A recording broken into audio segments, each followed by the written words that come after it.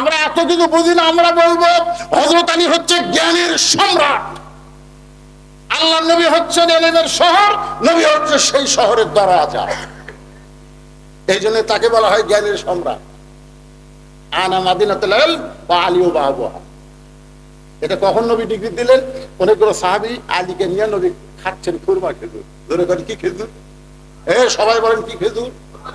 রমজান মাসে ইফতারের সময় এক গ্লাস ঠান্ডা পানি, একটা খুরমা খেজুর খাওয়া হলো নবীর সুন্নত। কার সুন্নত? কিন্তু আমাদের একজন নেতা বলেছে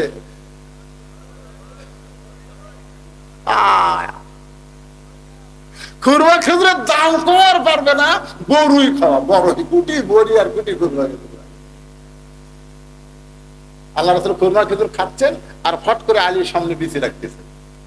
নবী খাচ্ছেন আর বিছেটা খপ করে আলীর দিকে রাখে, আলী দেখতে পায় না। একসময় নবী বললেন সাহাবীরা